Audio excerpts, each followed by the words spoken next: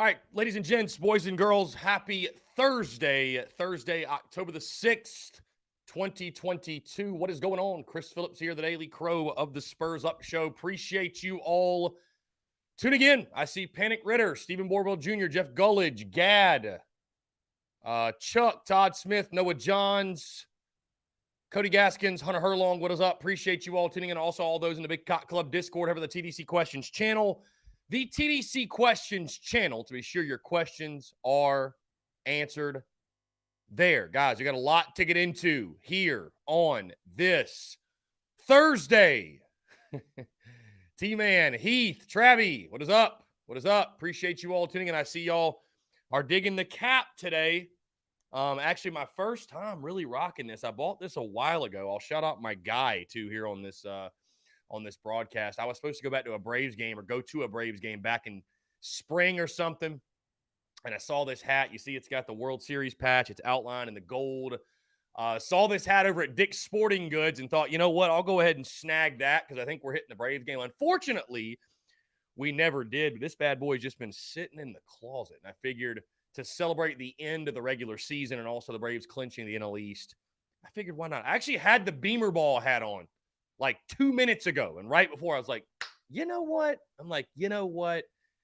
Why not? Why not? We'll go ahead and throw the Braves A on the dome. So shut up, my guy, P-Dawk. Sucks to suck if you're a Mets fan, I guess.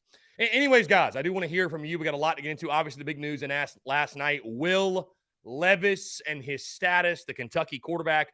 We've all seen the spread. The line has dropped. Kentucky was a 10.5 point favorite or so. Now they are down to a 6-point favorite in this game, courtesy of our friends over at Circa Sports. What does it all mean? I'd love to hear your thoughts. Again, 843-790-3377. Of course, as always, guys, the Daily Crow is brought to you by our friends over at Prize Picks. Go download the Prize Picks app. Go to prizepicks.com. When you do, use the promo code TSUS. You're going to receive a 100% deposit match up to $100, courtesy of our friends over at Prize Picks. Guys, again, you're betting on games this season, whether it be the spread, be totals, what have you.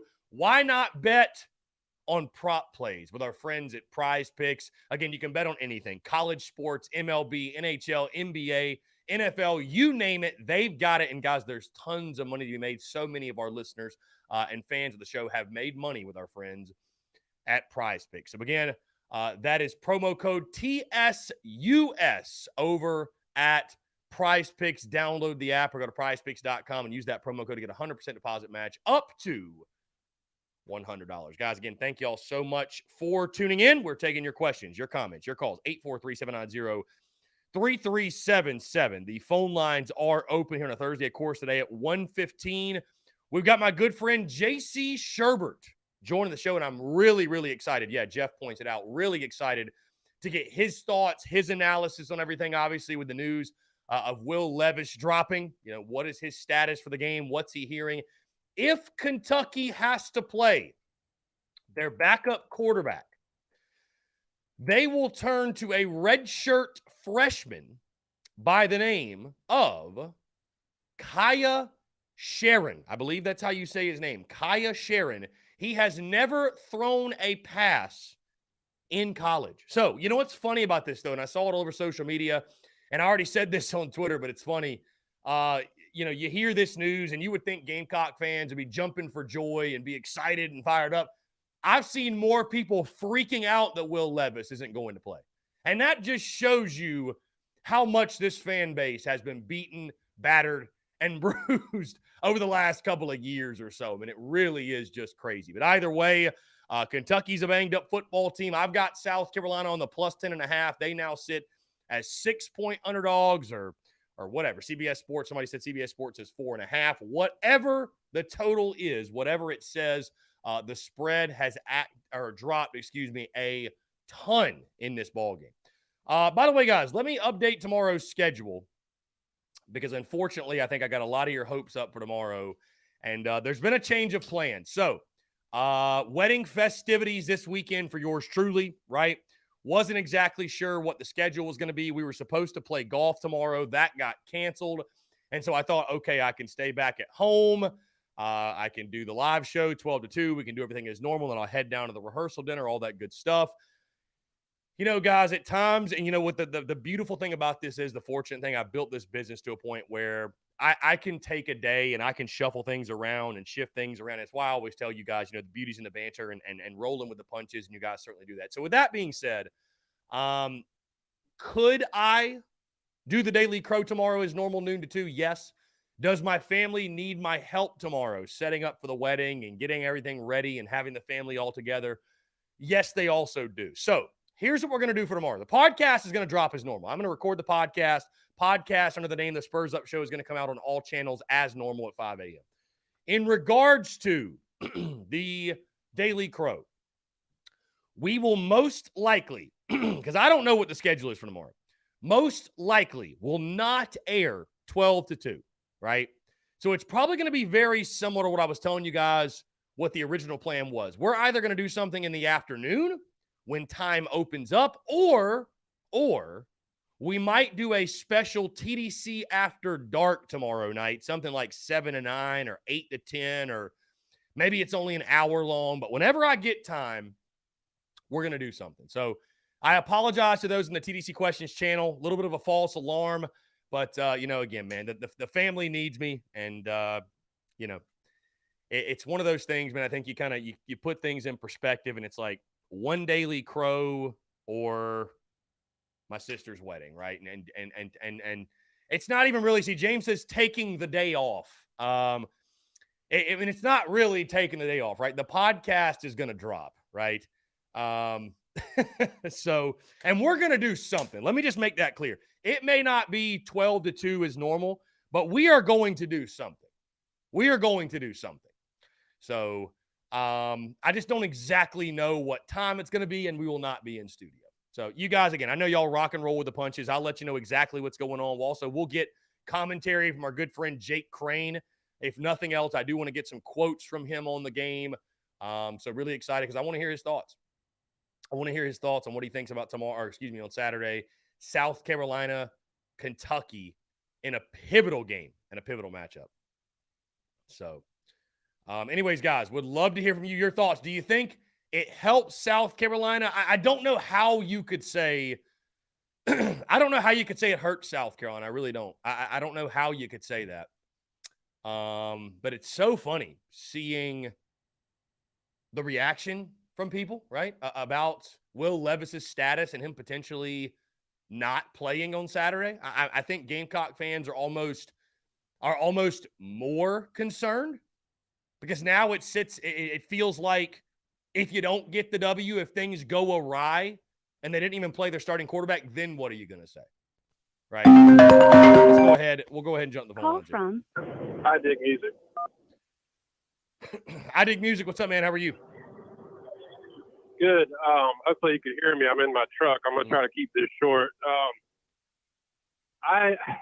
It's hard to say whether it'll help or hurt. Obviously, you're going to want a quarterback that's never thrown a pass. You know, that makes sense. But when it comes down to what they're going to run, do you think we fare better against your typical pro-style offense, under-center offense that we've seen in practice all offseason and in practice, or do we fare better against having a true freshman quarterback in there who may go back to kind of an old-style Kentucky scheme where they're just running it down our throat, the shotgun, and doing that sort of thing because they don't have a quarterback who could throw? I don't know what I would rather see. You know, to be honest with you, with our run defense, I don't know if I'd rather see Will Levis back there and running a pro-style scheme, or if I'd rather see this young kid in there and just handing the ball to Rodriguez down our throat all game. So it's kind of up in the air. I'm looking forward to kind of seeing what happens with it.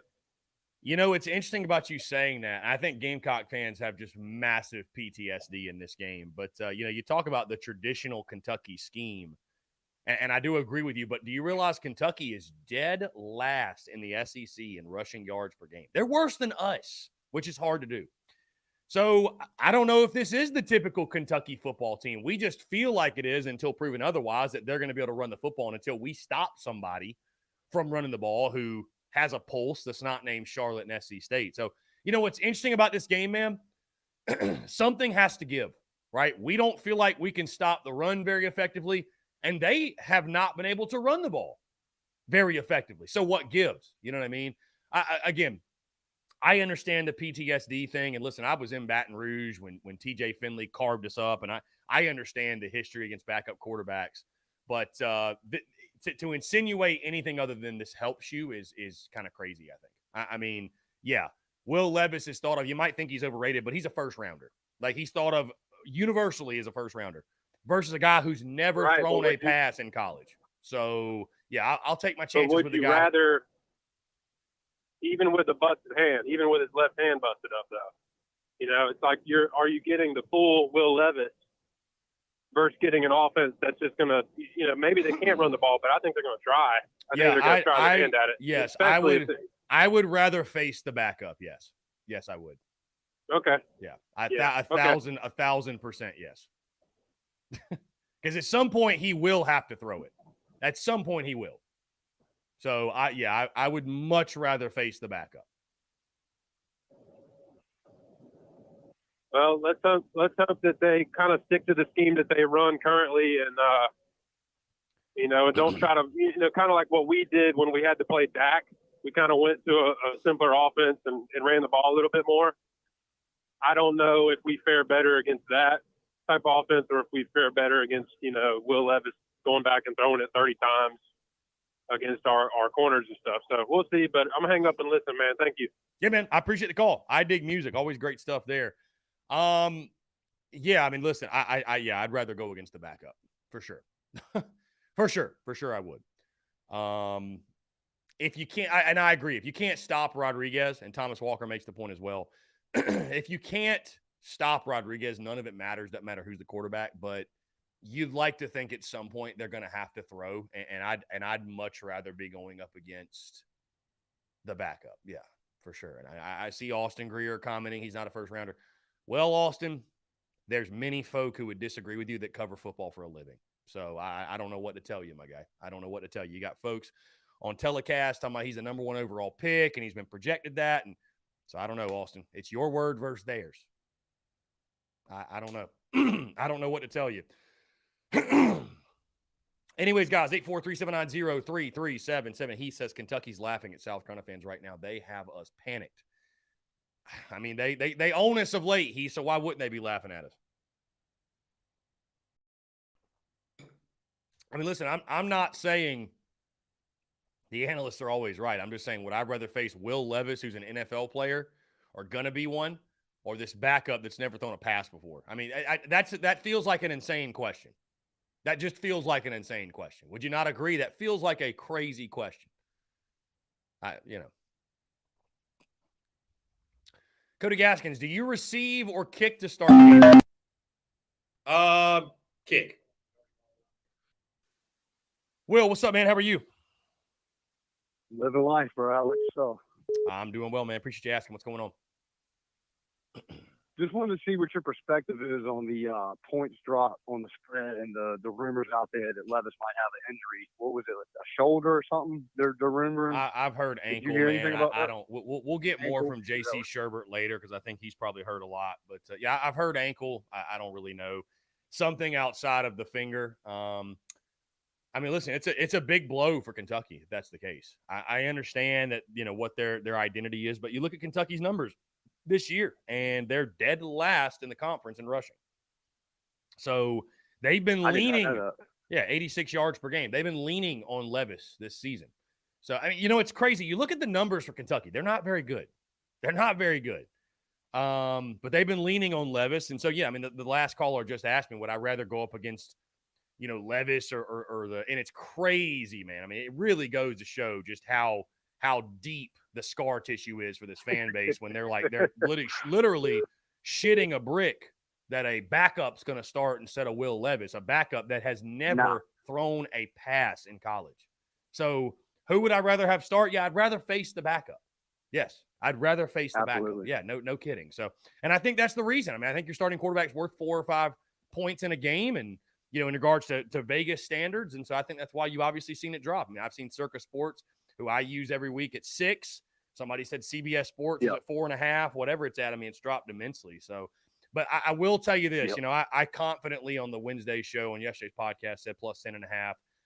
You know, it starts getting around 4.5. It's a little bit scary because it feels like Vegas is begging you to take South Carolina. This is such an intriguing game, man, because I really do. I know a lot of Gamecock folks right now are down and out, and the entire narrative is negative. You know, it's funny. Some people think I'm negative, but God, I don't hold a candle to some of these slapdicks on Facebook and some of these slapdicks in the comments. It is wild, some of the things I see some people saying. But you know, I truly think it's a coin flip game. I think it's so intriguing because I really do believe it can go either way. And I know the Gamecocks' history on the road. I know the Gamecocks' history against Kentucky. But you look at the numbers, man. All of a sudden, I don't think Kentucky's going to turn into some juggernaut overnight. At least you hope not. Hopefully, we don't assist in that. But we're going to learn a lot about both sides, man. But, you know, you ask me, would I rather face Will Levis with a backup? Yeah, I'd rather face the backup. Yeah. Yeah, for sure.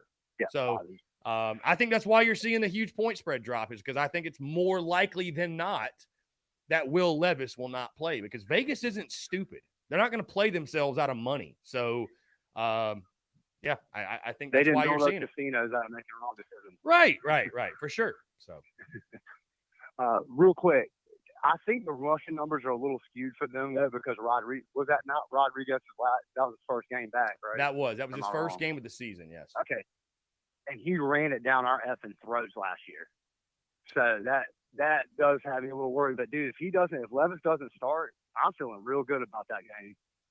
I'm feeling real, you know what I mean? Like if that backup walks out there, I'm feeling really good. Well, it'll become even more inexcusable if you lose. I mean, to be honest with you, I mean, I don't want to think of a scenario. You know, Will Levis not playing doesn't help our offense any.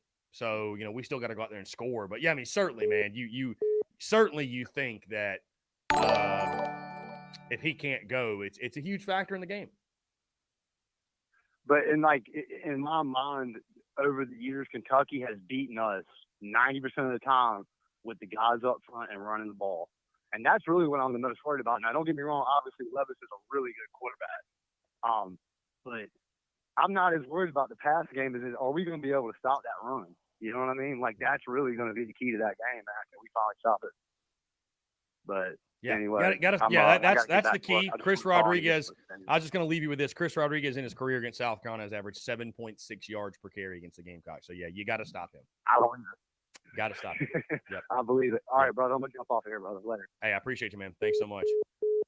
Will from Dirty Myrtle. Hey, we had somebody trying to call in from Blacksburg, man. They called in like 4 different times. If you want to try to call back in, man, you're more than welcome. Would love to hear from you.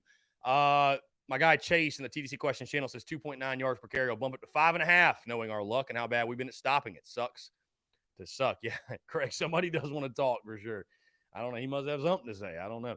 But, I mean, listen, man, I get keeping things a buck and realistic, but, and Traffic, to your point, man, I mean, listen, we have not stopped the run. We haven't, right? We have, we've given up 200 or something we've given up 200 plus to Georgia State, Arkansas, and Georgia. Obviously, you had better games against Charlotte and SC State. I understand South Carolina has to show us all they can play a competent opponent and stop the run effectively enough to win. With that being said, though, I still do see this being a toss-up type of game. I really do. Guys, if Kentucky, again, going back to the original spread of 10.5, if Kentucky covers the 10.5, you think you don't like me now. You really do. Some of you think you don't like me now, right? But you will find out very quickly, right? Very quickly.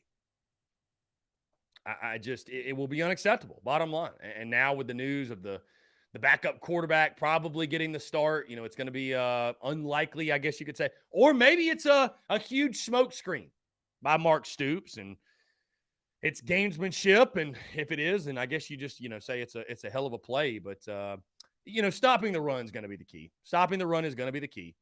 It really does come down to that. So you can't stop the run. None of the other stuff really matters. None of the other stuff really matters. Anyways, guys, 843-790-3377. That's 843-790-3377. The phone line's here.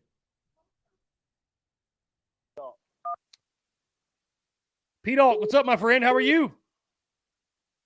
Good, man. How you doing? I'm doing good. Do you know who just called in immediately after you? You know who you cut off? Robbie Davis. You took his spot. Oh man, I bet the viewers hate the P-Dawg Robbie Davis feud continues. Oh man, I'm sorry. I apologize to all the viewers out there that tune in every day just to listen to his calls. And I'm wearing the ahead and say Braves I hat today. apologize. I know you got to be fuming today, my guy. Hey, man. Second, I'm be honest with you. I was like really sad when they swept us in the ESPN series. Yeah. But the last series of the year. But I kept perspective because this is the second best second best season in franchise history.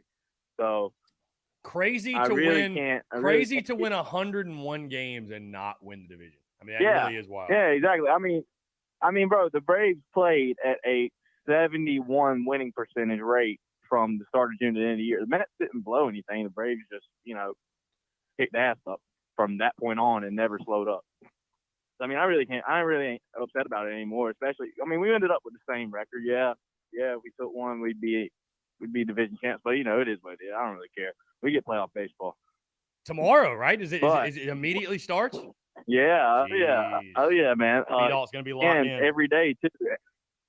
ESPN every day. Oh, yeah, I might not watch I'm going to watch Carolina and the Mets at the same time on Saturday. But I was calling in because I don't know if anybody's mentioned it yet.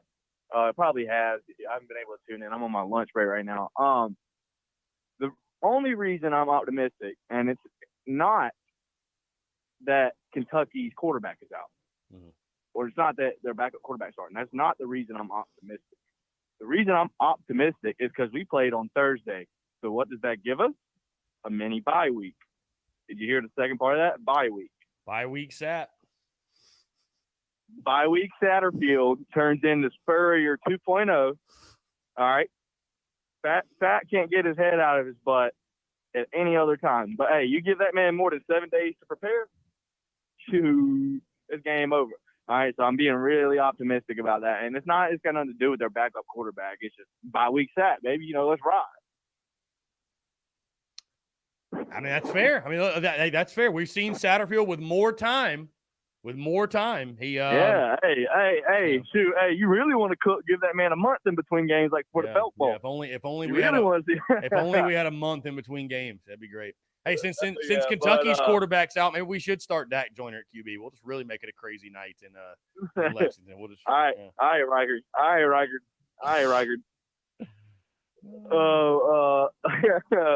But yeah, I was just calling to drop in that little nugget of positivity.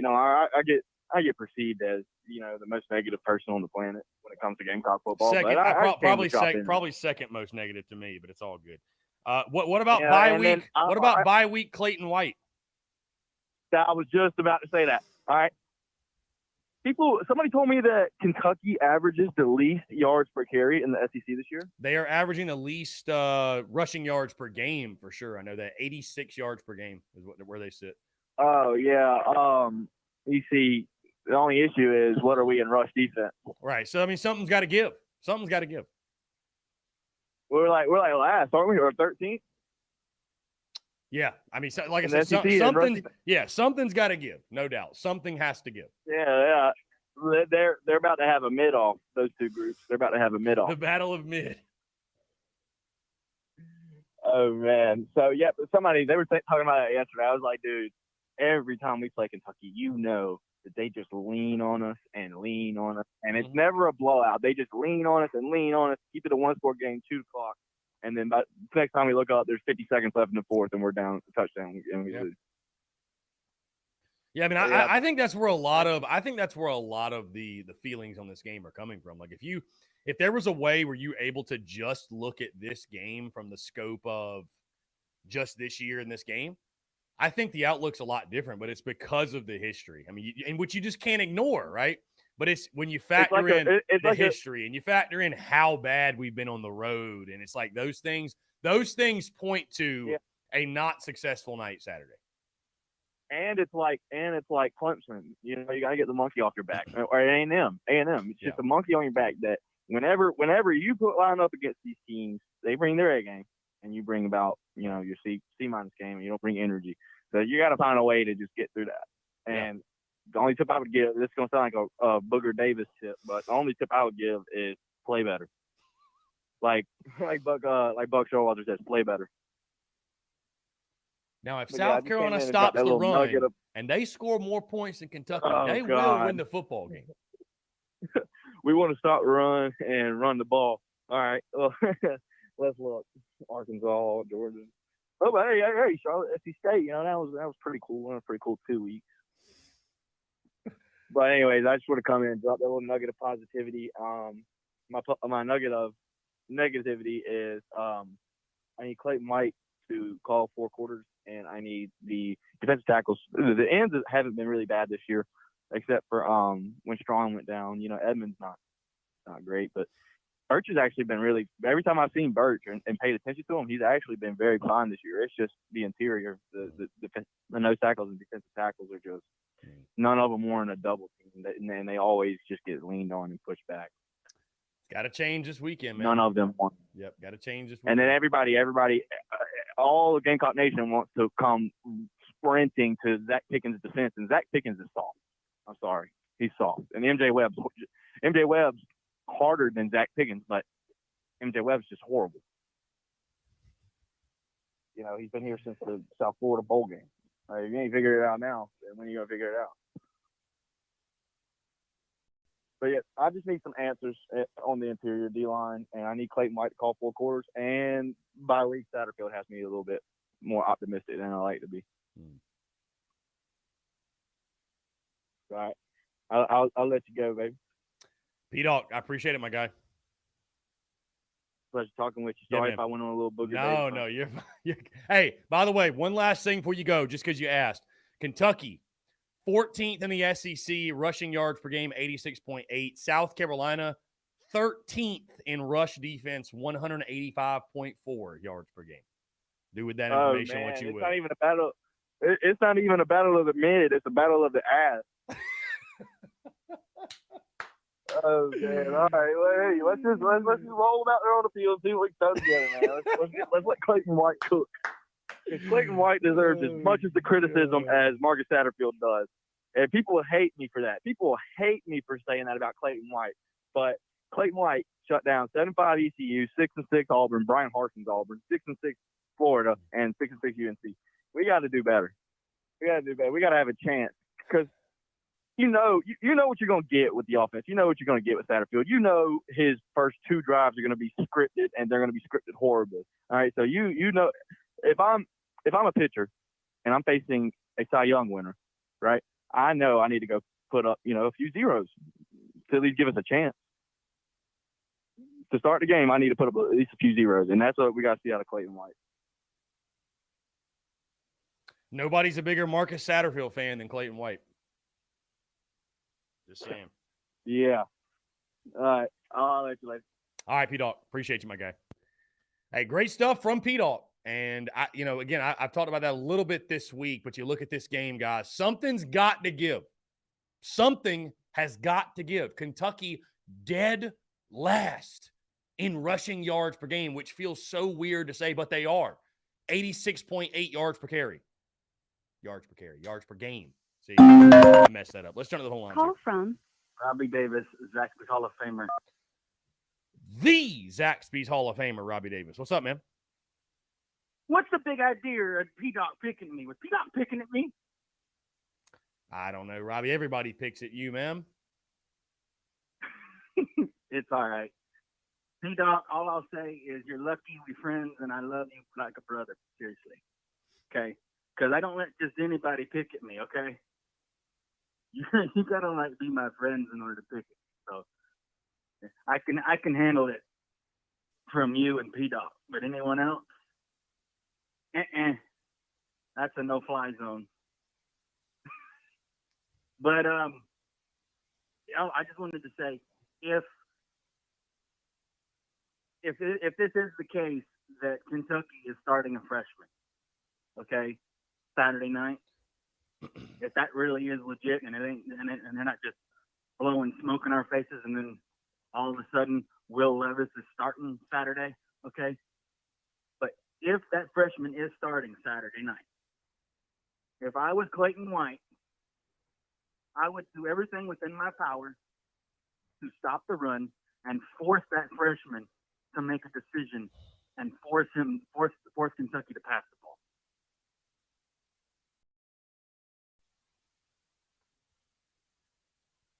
I absolutely would. Sell out to stop the run and force that freshman to pass the ball. Yeah. Make a decision.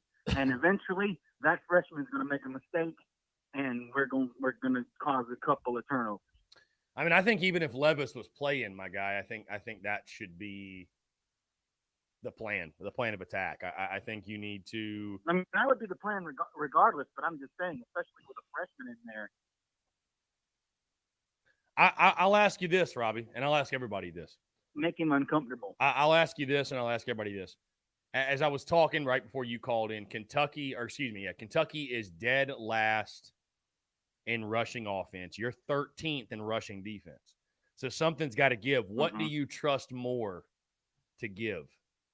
Kentucky's rush offense or our rush defense? That's I think the question. Who would you bet on to have their breakout game? Well, history says take Kentucky. So if I was a betting man, which I'm not, but I would probably take Kentucky.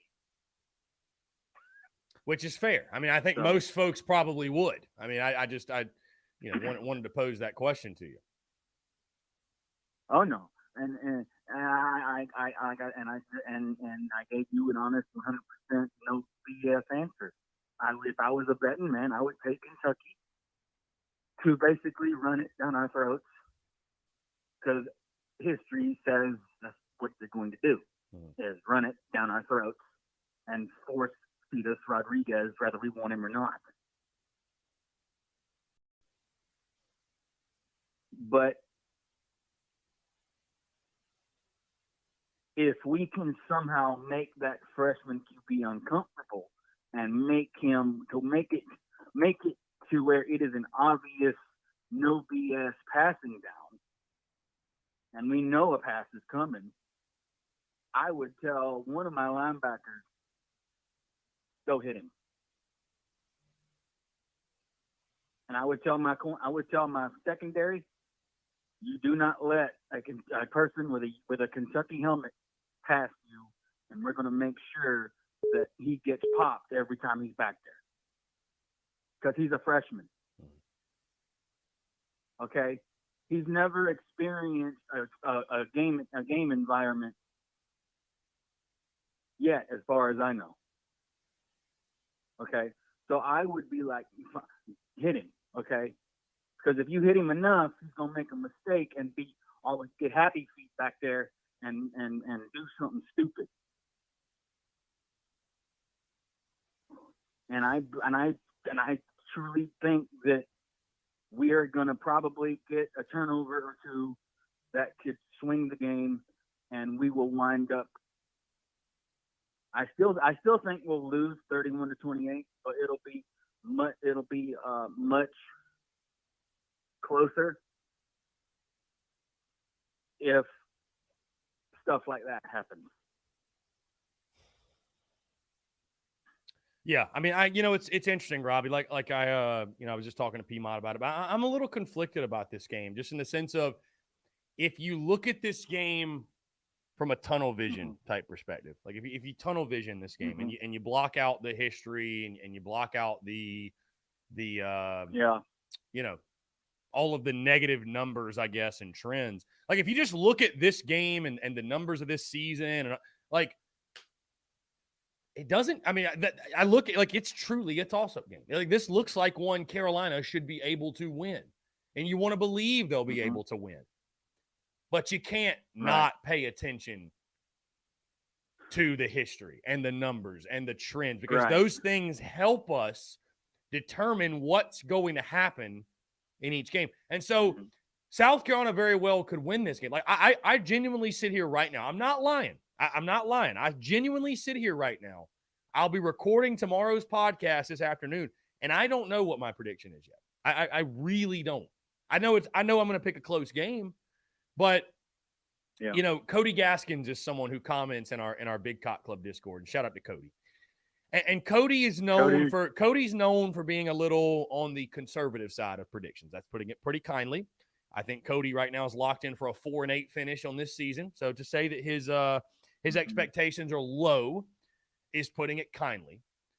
But I almost look at Cody and I'm like, you know, he talked about the game this morning and keeping extremely low expectations. And I'm like, that's probably the best means of operation when it comes to Carolina football. Because if you look at, and this is the viewpoint of a jaded Gamecock fan. You look at the last 5, 6, 7 years, how many times has Carolina gone out and surprised us in a positive manner? Versus how many times has Carolina gone out and let us down? They have let us down immensely more than they've surprised us in a positive manner. So maybe you're better off keeping the expectations low. Now, granted, it's much easier said than done. And I know many of us don't, you know, we don't live life that way. But I don't know, man. Like, I really want to believe Carolina can win this football game, and the numbers, then you look at the backup quarterback situation, you know, but it's like you need to see. It's like Pete Alk was saying, getting that monkey off your back, and you just need to see Carolina do it. You just need to see them go on the road and play well. I mean, we have not beaten a top 15 team on the road at night since 2013. Last time we beat a top 15 team on the road was Georgia in 2019. We've lost 8 straight road games in SEC play, 1-7 against the spread in those 8. So we have played horrifically on the road. A quality I've said this all week. A quality football team will beat Kentucky. I just don't know that we're a quality football team. I don't really know what to think of us at this point. And like I said yesterday, right? Kentucky went into or Florida played Kentucky. What was it? Last week or 2 weeks ago, and they beat Kentucky. I was not expecting Florida to beat Kentucky. I honestly thought Kentucky was going to beat Florida in the swamp. Whenever I saw the final score of that game, I was in shock.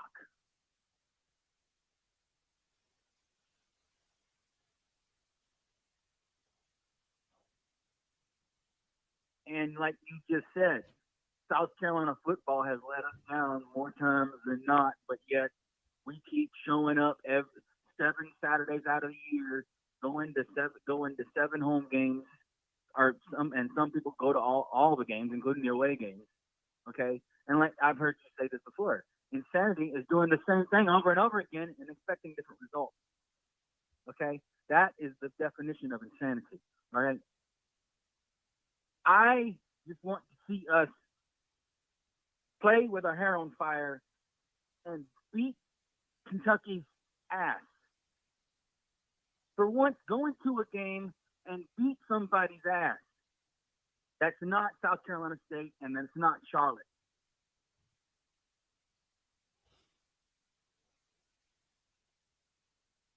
Go into this game and beat Kentucky's ass. Beat a conference team's ass.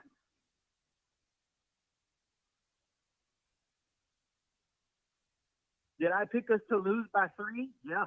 But am I going to wake up Saturday morning hoping and praying that we beat Kentucky's ass? Yeah, I am. Is it probably going to happen now? I don't know. We don't know anything about this freshman. All we know is he's a freshman. That's all we know, Chris. That's all we know. He's a freshman, and he's never thrown a pass in college at all. That's all we know. That's all we know. Robbie, I appreciate I was going to say, I appreciate you calling in, man. I don't know who Clemson's playing Saturday, but to hell with Clemson. I don't know. And who really gives a damn either way? Oh, Boston College. Boston College. Boston College. They got Boston College.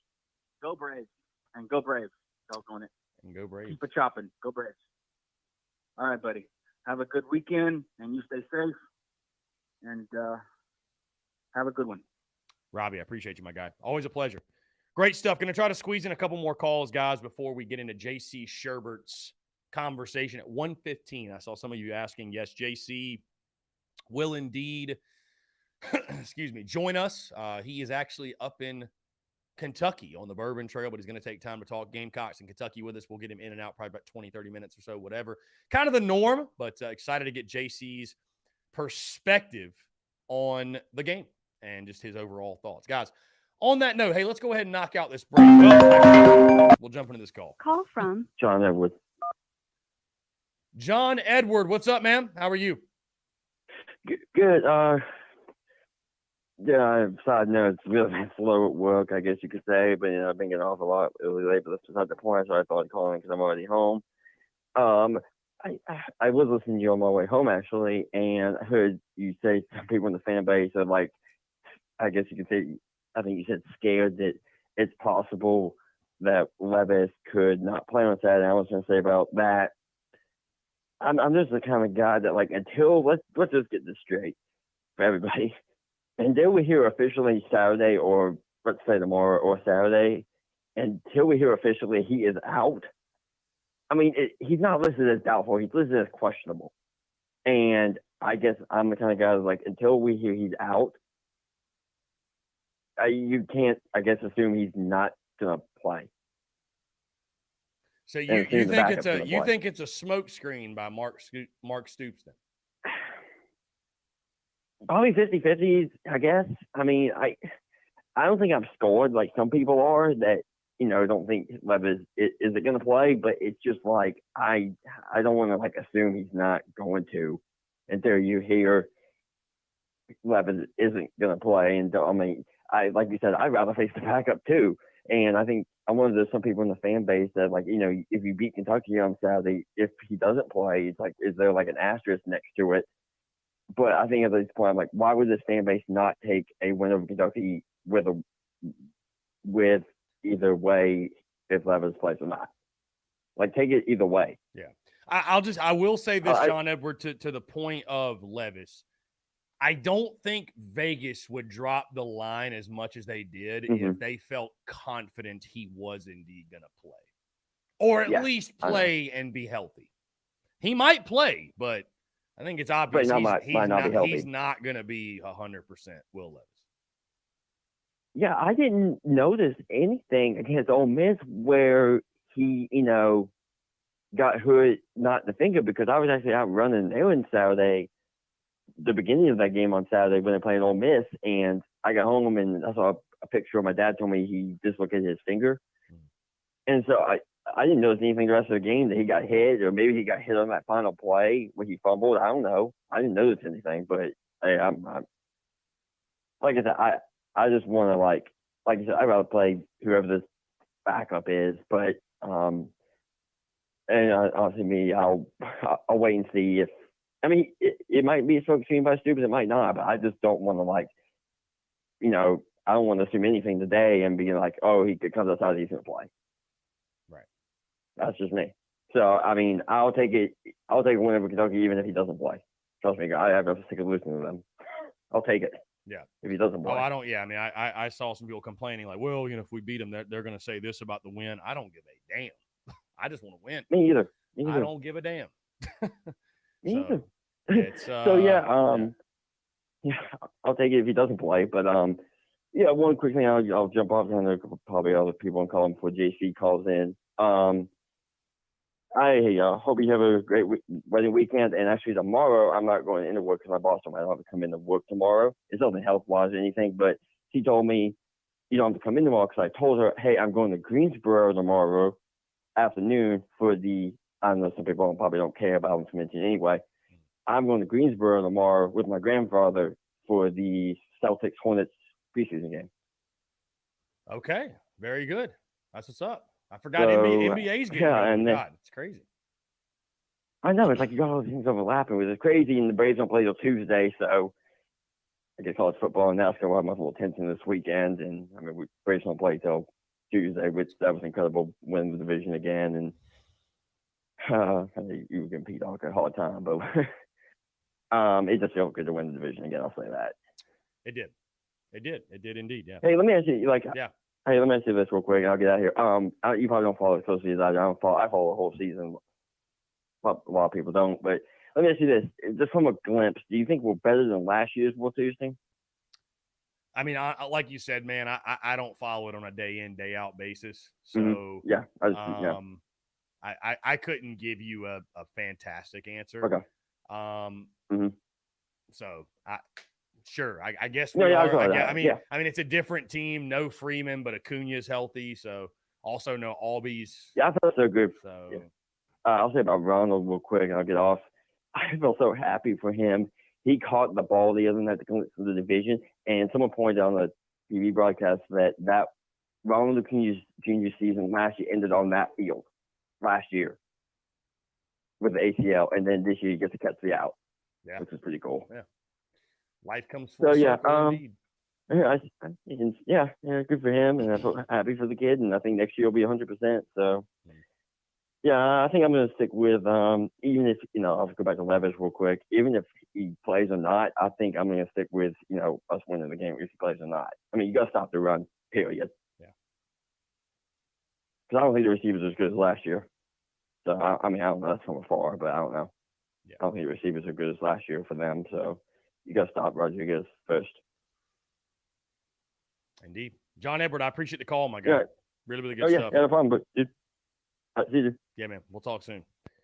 Great stuff. Guys, again, we've got J.C. Sherbert coming up at 1:15. In the meantime, we are going to jump into a quick break. But on the other side, I want to continue to hear from you, more your questions, comments, calls, and more. On the other side of the break, you're tuned in to the Daily Crow.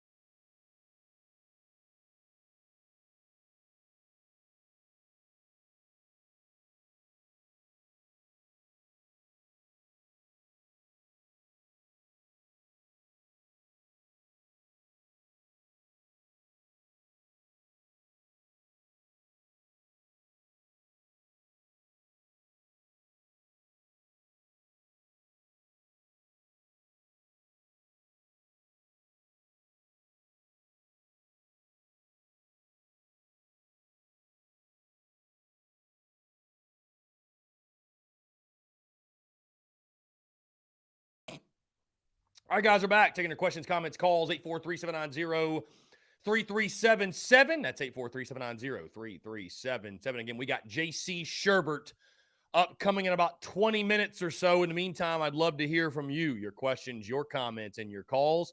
What are your guys' thoughts on the game this Saturday? And guys, again, of course, friend of the show, Michael Bratton does a fantastic job. SEC Mike. He's dropped some statistics leading into every SEC game this season.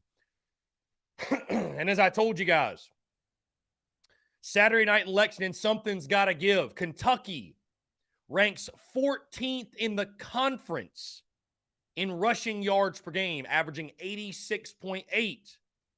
On the flip side, the Gamecocks, 13th in the SEC in rushing defense, allowing 185.4 yards per game. What gives?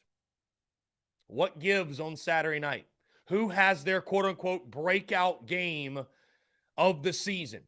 Who steps up to the challenge? Will it be the Kentucky offense or the South? Let's jump to the phone lines. John, what's up, man? How are you?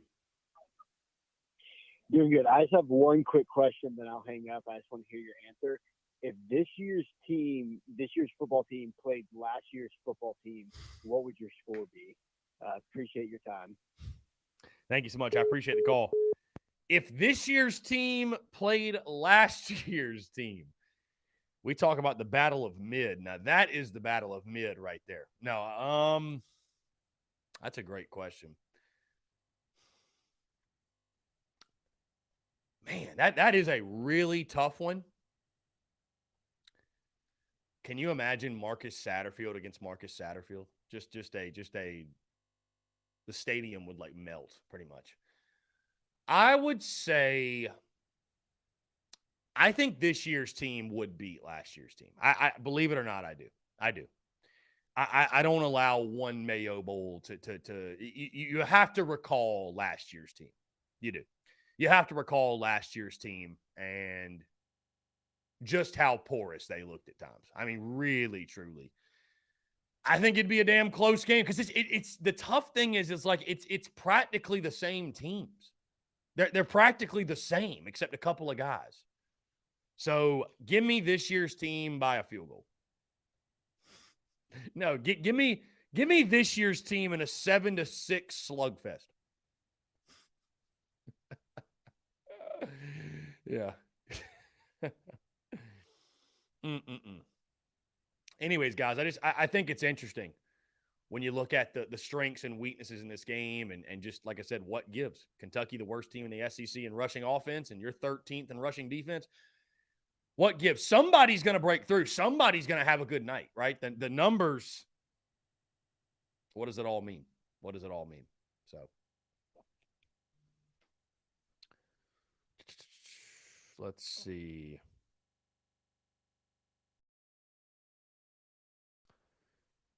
I see my guy Craig Phillips commenting on Colton Gauthier's Instagram post talking about getting on the Daily Crow. Craig, I hate to tell you, my guy, that ain't gonna happen.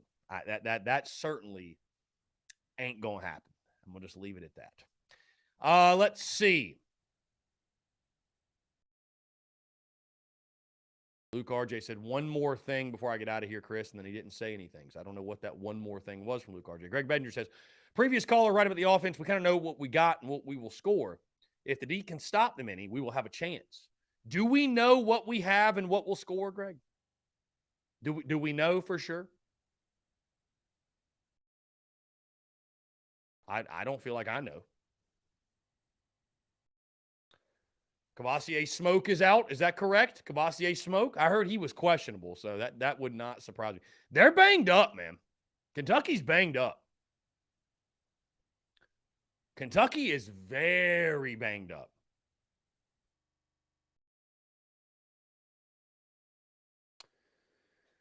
Yeah, Kentucky's very, I mean, it's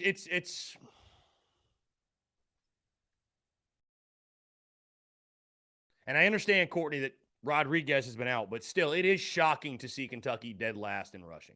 It's still shocking. I don't care who's been out, what have you, but it's shocking to see. I mean, again, I feel like, and I'm someone, again, I keep it as real. I keep it as a buck as anybody, if not more so. I feel like the mood of this fan base going into this game is pretty wild. It's pretty wild.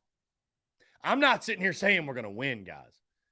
But I tell you, if this football team if Kentucky covers that 10.5 they are originally favored by, I don't even want to fathom it. I don't even want to fathom it. So, I mean, there's a lot of numbers that go against South Carolina. The odds don't play in your favor in a lot of instances, but then you look at this game and their injury situation. And you look at the numbers, and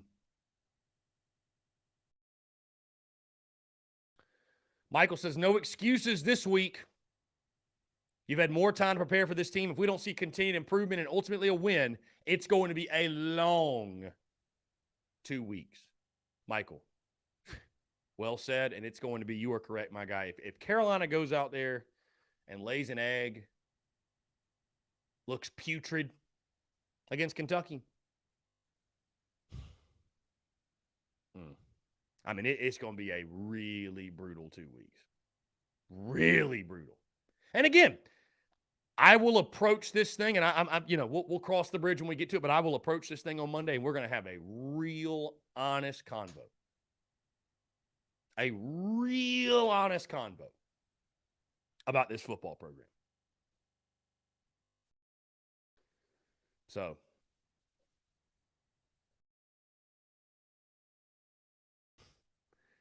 Brendan Hyder, I can tell you're high on the football team.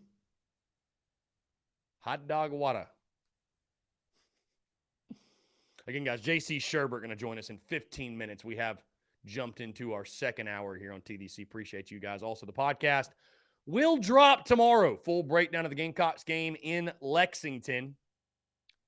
We will talk top storylines, key matchups, keys of the game. I'll lock in my prediction as well.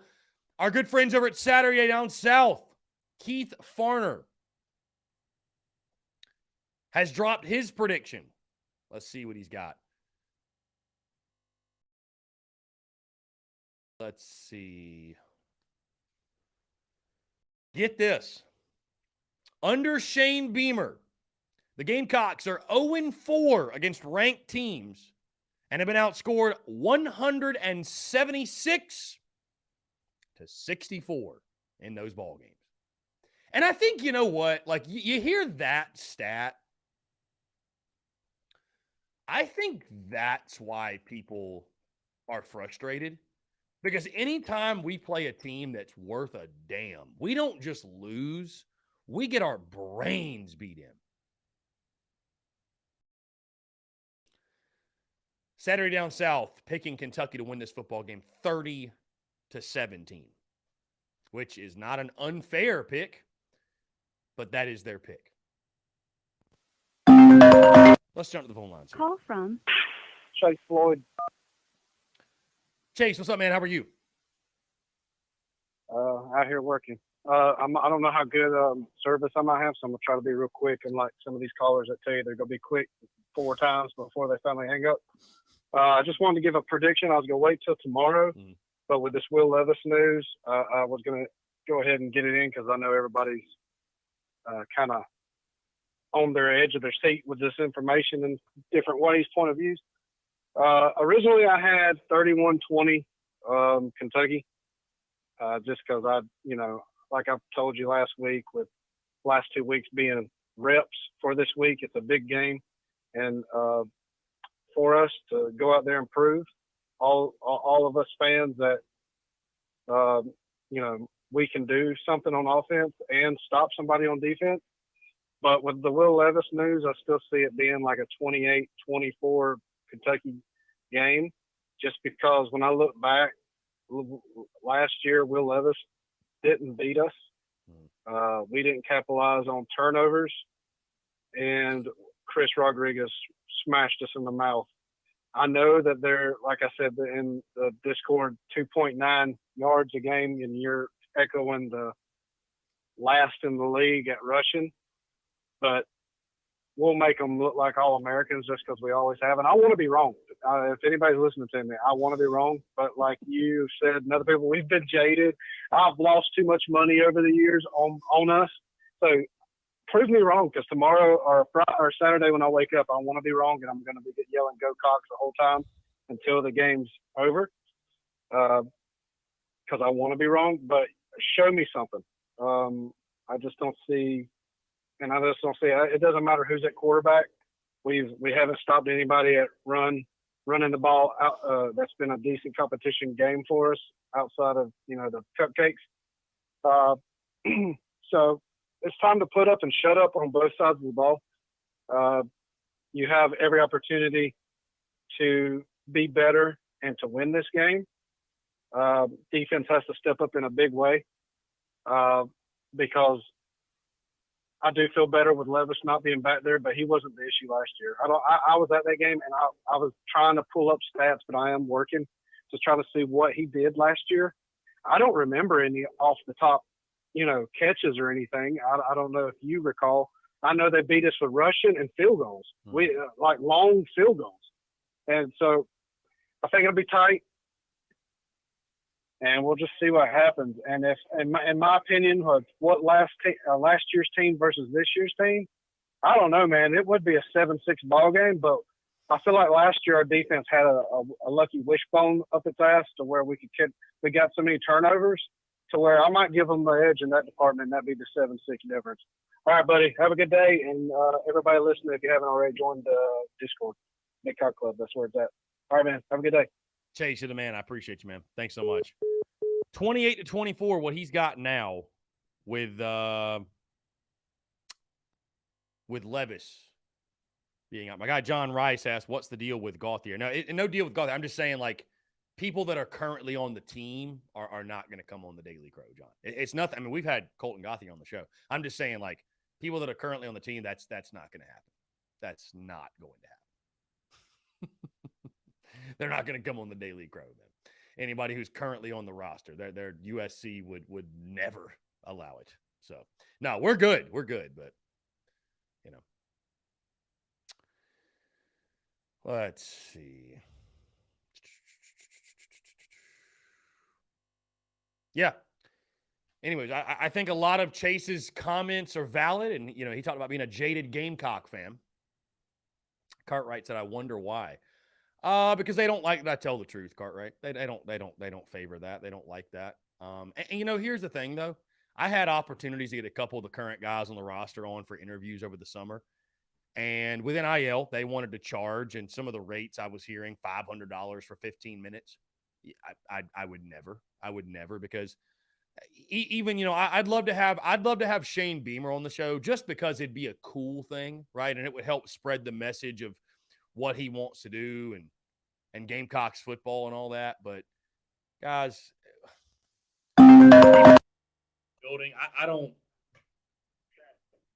canned bullshit answers aren't going to do much for my business. What's going on, man? How are you? What's up, Chris? It's Trav. What's up, man? How are you? you? Got a couple quick things. Doing good. Got a couple quick things, and I'll make it quick. I know we got JC coming on, but can't forget the guy on the kickoff, the kick return guy for Kentucky, man. He's pretty good. He can bring it to the house.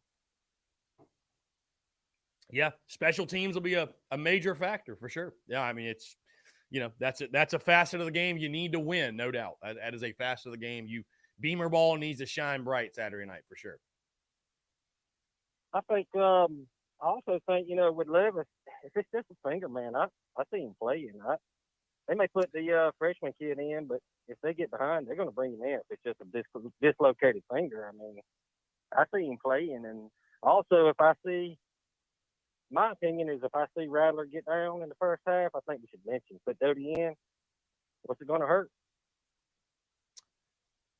Yeah, I mean, I made the point I made about Luke Doty. I'm all for if they're going to start him or they're going to but I just don't see that happening, man.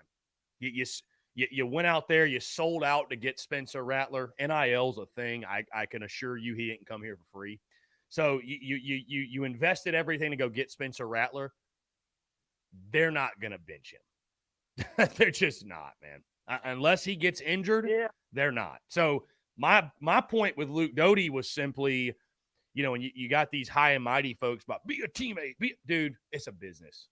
Don't waste a year of your career playing garbage time snaps in games that are out of hand already anyways. If they're going to give him a real opportunity to play in a game that matters and when the score matters, then cool, I get that.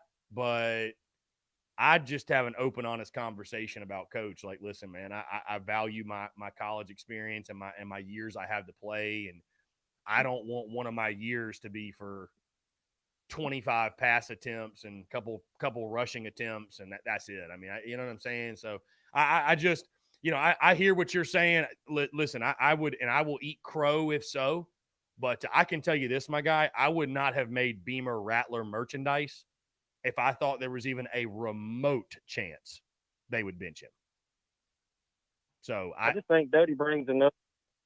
I think Doty brings another dimension to the game. I mean, the guy can throw the ball. He's for Marcus Satterfield's dog shit scheme, Luke Doty is a good fit. I will not deny that. I mean, that's why I said it in the first place, that I think with what Sat's been calling, and maybe it looks different this week, but if the plans to dink and dunk and swing pass him to death while also being dynamic in the run game, well, having a quarterback that can also keep it, that makes you more dynamic in the run game. So, I'm not calling for, because when it comes to the best overall quarterback on the roster, I think Spencer Rattler is the best quarterback on the roster, hands down. It's not even close. I really do. Yeah. But we're not throwing the ball down the field. We're not doing things that he does well. I just, anybody on our roster can throw a swing pass. Anybody can. Literally. Ain't nobody in the SEC that can't throw a swing pass. Yeah, that's why I say I just think Doty brings another dimension to the game. Rattler may come out and just show out, but, if he comes out flat and not playing like we have been playing against quality teams, and then I would say bench him. I would put him on the bench, and maybe that's what he needs. Maybe it gives him a rain check, gives him a check of reality, if last year in Oklahoma didn't give him a check of reality, my friend, I don't think there's any hope for him. I'll be totally honest with you. Yeah, that's true. Well, I won't hold you up, man. I'm at work. I'm just finishing up my break, and thought I'd give you a shot real quick and give you my 2 cents. And I hope we win. I hope we're wrong, but I still got Kentucky. I had to change my prediction. I got it 31-30, but go Gamecocks. Let's see what we can do. Hey, I appreciate it, man. Thanks so much for the insight and the banter, man. Truly. Looking forward to Saturday. Great stuff. And again, we got JC Sherbert on the other side, or excuse me, up in a couple of minutes.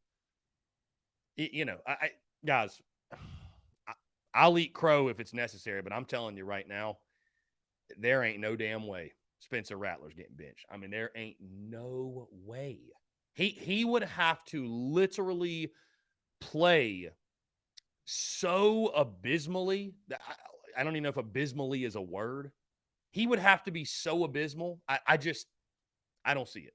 And I'm not calling for it. I'm not calling for it either, right? The backup quarterback's always the most popular guy on campus. I get that. And it's so funny, man, because these same folks that want Rattler benched, that are calling for Doty, bro, a lot of them are the same ones that said last year that Luke Doty wasn't even an SEC QB. So, I mean, make up your mind, my guy. Make up your mind.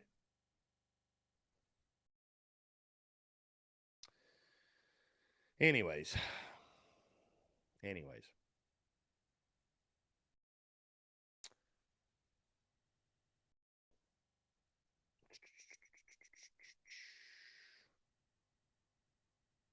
Guys, like I said, 1:15, we're going to get JC Sherbert on. Really excited to hear his thoughts.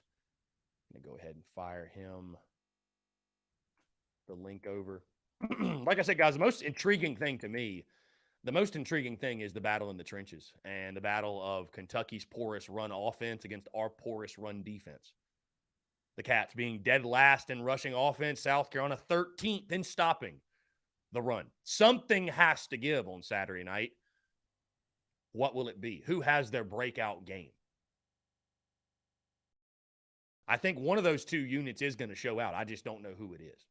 So, anyways, waiting on J.C. Sherbert to jump on. Jonathan Bowers says he's got Kentucky beating South Carolina 28-17. That's fair. And I will say, by the way, I think it was Chase that made the point. You think about it. Levis being out a big deal, but Levis didn't beat you last year. It was the run game. Kentucky ran, I think, for like 240 yards.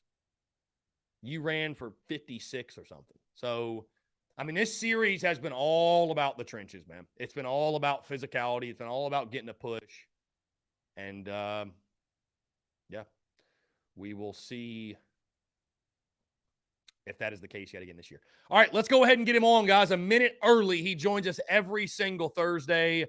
Really excited to chat with him ahead of Saturday's game, a big one for the Gamecocks and for Kentucky as well. And he's not in his normal setup because he is in Lexington, Kentucky on the Bourbon Trail. JC joins us. JC, what's going on, man?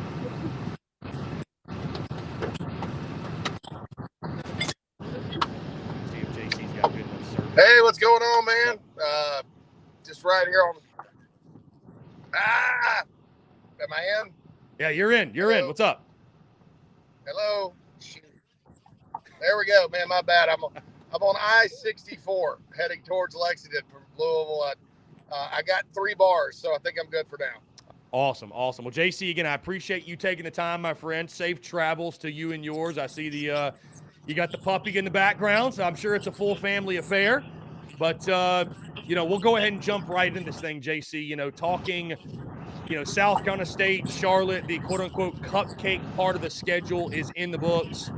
And you move back into SEC play. The big news, obviously, that took social media by storm last night is the status of Will Levis.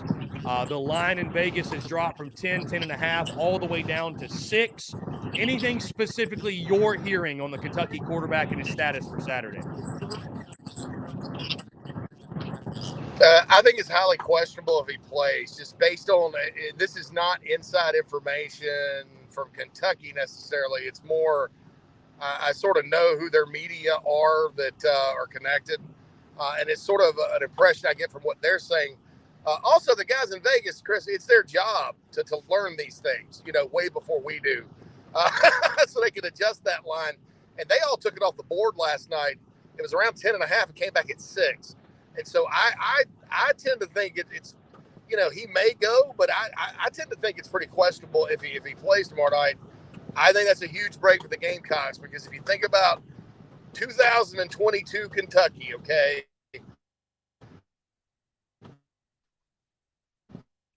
their whole offense runs through Will Levis. He's making throws. He's hitting the perimeter. He's doing things with his feet. Offensive line, they're not as good at running. Replace him with somebody who hadn't taken a snap in SEC play, who's a redshirt freshman from right here in the state of Kentucky. So, to me, that would be a tremendous advantage for the Gamecocks.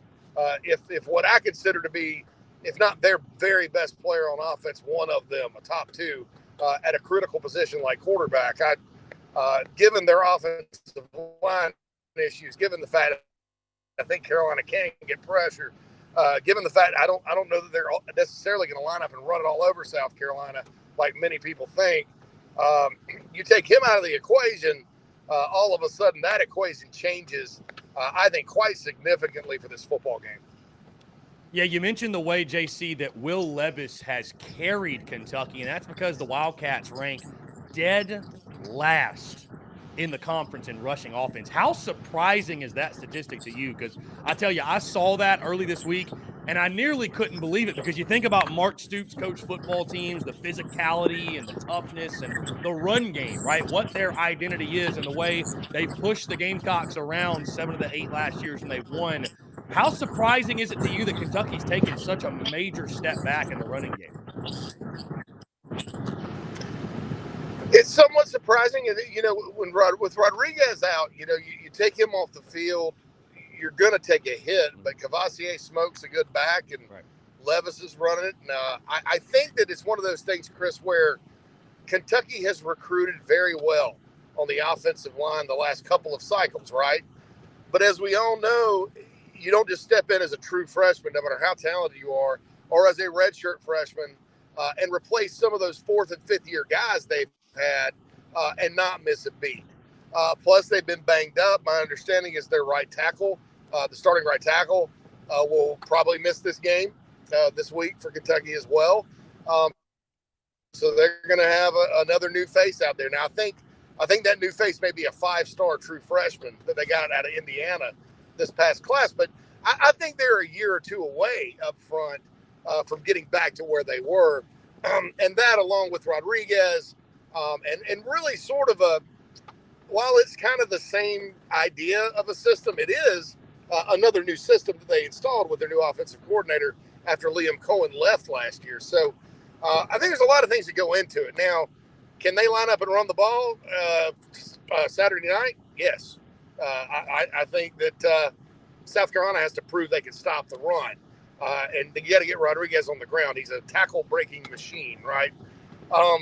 But it did surprise me when I started digging in and seeing, 14th out in the whole league. That's not too terribly strong. You mentioned Rodriguez, JC, and his return. Over 70 yards last week in his first game back against Ole Miss, and a crazy statistic, averaging 7.6 yards per carry in his career against South Carolina. Just talk about how big of a return you think that is for Kentucky, and obviously priority number one, I think, for Clayton White's defense has got to be stopping him. Yes, you have to tackle well tomorrow night because even if you're in perfect position, even if you try to get him on the ground, he can break tackles. He's one of that's kind of what makes him, Chris, as a back. Quick feet, downhill runner, likes to run with power, and is a excellent elite tackle breaker. I don't know what it is about South Carolina. I don't know what South Carolina did to him.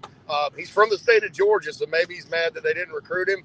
But that guy is a Gamecock killer. I mean, he goes off. You could put him up there with Darren McFadden and Matt Jones from Arkansas, and you name your player, Charlie Whitehurst, whoever has had a great career against South Carolina. You can add Chris Rodriguez to that. But he's also running behind the last 2 or 3 years a veteran offensive line that was quite talented, probably top 3 in the SEC. This is just his second game back. Mark Stoops did say this week he's still working his way back into game shape. So at home, night game, he'll be fired up, ready to go. They're going to be relying on him to carry them, I think.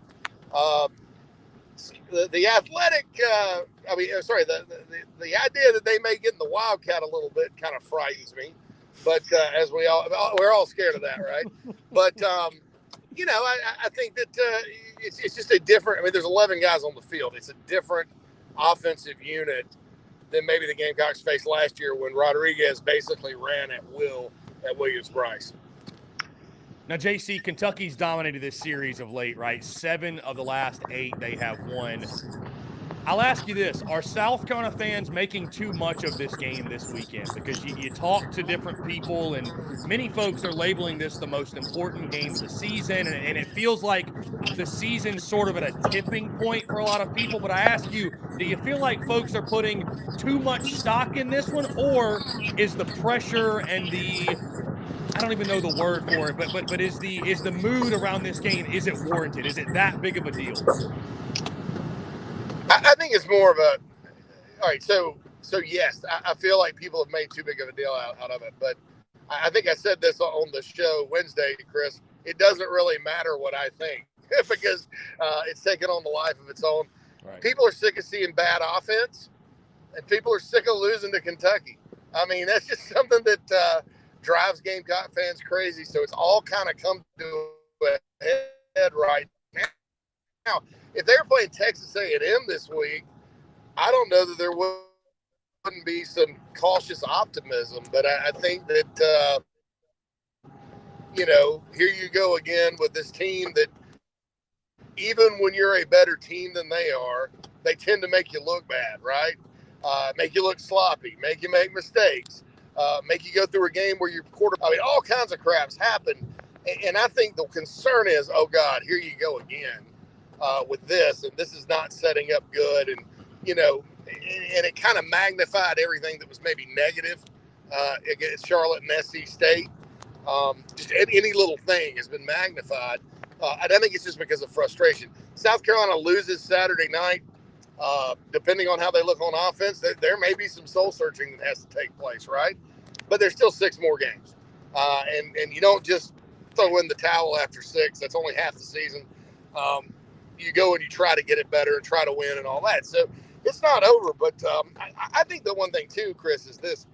People have to keep in mind, how big of a win would it be? Levis or no Levis, just getting a win at Kroger Field or Commonwealth Stadium, whatever you want to call it, would be huge. That hasn't happened, gosh, since 2012. And in that game, Carolina played a terrible Kentucky team. They were down 17-7 at half, and I think the second half they just gave it to Marcus Lattimore 48 times and ended up winning by 21. But it's been a big bunch of frustration, up here. I mean, you go all the way back to 2004 when Mike Rath had to save the day against a bad Kentucky team. And those 2 24-17 wins under Spurrier, the one where Stephen Garcia got put in the game and played outstanding out of kind of nowhere. And Captain Munderland made a big player. The other one when Savell Newton with the reverse pass at the end to put it on ice, where Ron Cooper got called out in the postgame. I mean, so much stuff's happened up here that, in terms of just weirdly close games that I think Gamecock fans and for the program, a big, a nice win or any win at all would serve to kind of alleviate some of that frustration. Yeah, a Wildcat-sized monkey on the back for sure, JC. You can exercise sort of some of those demons up there in Lexington. Let's talk a little bit of Kentucky defense, JC, and just what you see from them, because I'm looking at the numbers. 5th in the SEC, giving up 14.8 points per game. They've given up just 2 passing touchdowns all season long. Now, they are 8th in the conference in rushing yards per game, but I love their linebackers. I know that one of their guys is out this week with injury. And, of course, again, it's a Mark Stoops coach team. They're going to be known for physicality, toughness. What do you see from the Kentucky defense and what South Carolina will have to combat on Saturday night? Well, I've been calling Kentucky a spider web team because they kind of get you in their web and kill you, right? You look up and all of a sudden, you're like, man, you should be winning this game by 21 and you're tied. And a lot of it's because of their very physical, opportunistic defense. Now, one thing they do not do as well as maybe some other Kentucky teams in the past is rush the passer. Quarterbacks have had time. I think their secondary is probably very underrated, Chris, in the grand scheme of things. I think they're very opportunistic. They play together. They do force turnovers. They'll drop guys into coverage, and you won't see them coming. The most elite portion of this defense, though, for the Wildcats is definitely the linebacking core. And then again, Jaquez Jones, who was probably their best linebacker last year when he came in from Ole Miss, was off to a great start this year. Probably not playing tomorrow night. So who's his replacement going to be? Will that individual be able to come in and play at that high level? I mean, I like a lot of the other guys they have too, not just Jones. I think they're all pretty much elite, but that's another hole that they're going to have to fill tomorrow night. I'll say this. South Carolina has the talent to match up with this defense, no question. And I think, you have to get the ball in your playmakers' hands, just like we've said for every game this year. And if you do that and you execute, and Spencer Rattler does not make mistakes in the passing game, you don't turn it over because they will turn you over. There's no reason why South Carolina can't have a successful game. I'm just not buying that they're running into the Great Wall of Kentucky up here. I just think, yes, it's a nice defense. It's opportunistic. They do have talent. They have future NFL guys. They're banged up at some position, but they don't rush the passer that well. They are very fundamentally sound. So you got to kind of out-scheme them. But player for player, there's no reason why South Carolina can't go up there with the players they have and make enough plays to win the football game Saturday night. Now, JC, I think obviously the elephant in the room, the thing making fans cautiously, or just cautious, I should say, about the game on Saturday is the offensive side of the football. And, you're able to take some positives from Charlotte and SC State, but what does it all really mean? I'll ask you this, JC. Is there anything that you feel like you can confidently point to that tells you we're going to see something different than what we've seen basically all year on the offensive side, especially against the better competition? The only thing you can really point to, Chris, is that you know, as us as content creators and analysts and fans and people that talk it for a living and love it and live it and breathe it outside of the locker room, those games against SC State and Charlotte, you know, barring perfection, we're going to get picked apart. I understand that. That's just part of the game. For players, though, it's a little different. It's kind of one of those things where, hey, yeah, we didn't play a very good team, but man, it felt great to rush for 169 yards. Finally, I've been waiting to do this for 2 years. You know, yeah, that team wasn't all that great, but hey, man, I caught a couple of long passes, got back in the flow of the offense like Jaheim Bell last week. You know, with Rattler, yeah, it wasn't great, but I think I made some great decisions, checking out a run plays, getting us in the right play, all that good stuff. You get better at football. The best way to get better at football is to play in games against other teams. It's a gladiator sport, especially in college. You don't have scrimmages. You don't have practice games. You're just out there doing it, you know. And so I think there is some individual confidence and individual development over those two games that you can point to say, hey, you know, these guys go up here and play well and play with confidence. They have a shot. Now, I'm not talking about the coaching or the game plan or the play calling or anything like that. When I'm talking about this, I'm talking about just the players, your Marshawn Lloyd, your Juice Wells, your Jaheim Bells of the world, Christian Bill Smith, Spencer Rattler, the offensive line, Austin Stogner, those guys. Yeah, I think confidence is a big part of this game, and I think with those two half 100 games, you can point to that and say, hey, this could be a good sign. Now, when you look at South Carolina defensively, JC, what they need to do, again, I mentioned Chris Rodriguez and his success against the Gamecocks, and you look at just last year, you know, Kentucky, and I think we just lost JC. Let's see, can we get him back? There he is. Okay, we got you back. Sorry. No, you're good. Somebody called me. I was like, what are you doing? All good. I was like, oh, goodness. No, so anyways, on the defensive side, how you expect Carolina to attack Kentucky. You look at last year, obviously, you know, Will Levis being out is a big deal, but you look at last year, Levis isn't what beat them on that side of the ball. It was that rushing attack and Kentucky running for, I think, a little bit over 240 yards or what have you, and Chris Rodriguez ran wild. And JC, I've got just nightmares of Kentucky running backs, from Rodriguez to Benny Snell to all those other guys they've had over the years. Yeah. How would you attack Kentucky? Because this really is, you know, I think the most intriguing battle in this football game, JC, is you've got Kentucky, who's dead last in the conference in rushing offense, and then you got the Gamecocks, who are 13th in the conference in rushing defense. So I'll ask you, what gives on Saturday night? I think if Levis doesn't play, you know, there's no reason why it can't be Kentucky. South Carolina's defense not giving. Look, man, here's the thing, too. I'll get back to this again. It's not the same offensive line that they've had. South Carolina has the same defensive line and the same guys that we keep saying need to step up. They need to step up, not just the D-line, the linebackers. I mean, Brad Johnson and Sherrod Green have been there 175 years, okay? They play Kentucky 17 times and won 2, right? So, I mean, they need to get it out there and tackle well and quit letting this guy make them look bad, right? I honestly think Clayton White, if it's the reserve quarterback, you really need to kind of sell out, stop the run, don't fall for any gadget plays, because I think they'll try to throw some at you early, and then get to the money down and go after him. You remember the one game South Carolina won in this series in 2019? What happened in that football game? Kentucky couldn't get a pass off. They didn't have a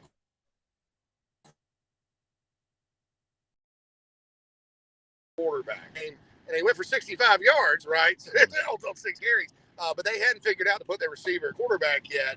So, you know, South Carolina won going away because they couldn't move the ball and they got pressure on that quarterback, couldn't complete a pass. It was a 24-7 win in Columbia. You could kind of follow that kind of idea where, you know, you're getting after it, not letting them, refuse to let them run the ball on early downs to set up manageable down and distance play calls, and then force that kid to pass, and then come after him. You know, you may give up a long one or two here and there because they do have good receivers, but chances are, you know, if you can get pressure on him, you can heat him up. it's going to be a long night in the passing game for the Wildcats.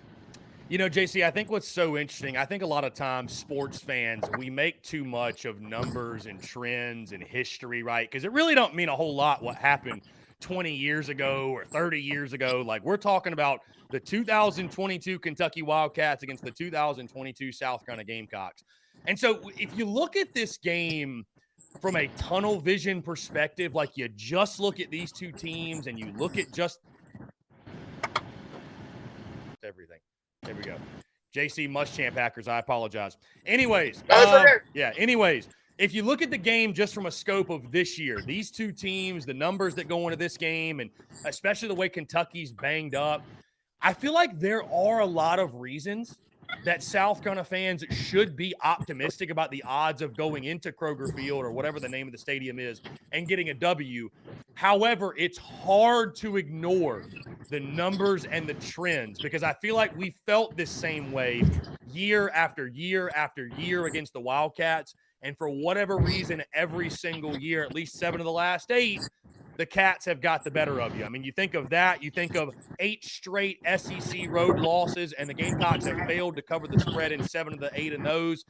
Do you feel like South Carolina fans should be a little bit more optimistic going into this one? Because from what I can tell, the mood of the fan base, a lot of people I see are picking a double-digit loss, and I think there are a lot of reasons that point to, reasons folks should be optimistic that this truly is a toss-up game and that, all things considered, South Carolina should be able to take advantage of a depleted Kentucky team and get a big win on the road. Oh, absolutely. Now, and look, here's the thing. Yes, I think South Carolina fans should give the team more of a chance. Yes, I was a little stunned by some of the extreme negativity this week. I kind of felt like, maybe you'd be a little ho-hum, but some of it's just crazy, I thought. You'd think they'd lost to South Carolina State, really.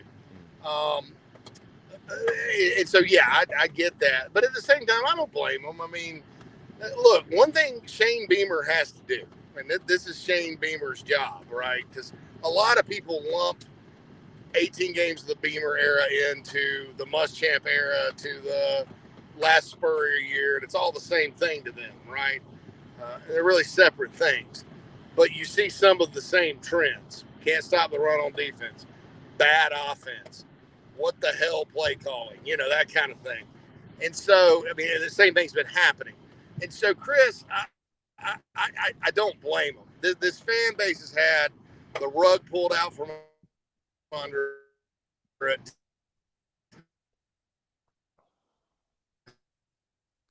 Time and time.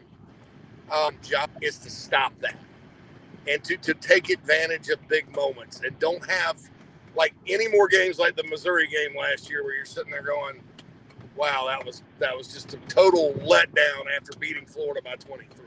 Or the Clemson game where you get shut out and embarrassed and give up 1 million rushing yards and, they only passed for 99 yards. It still beats you just like they beat all the Muschamp teams.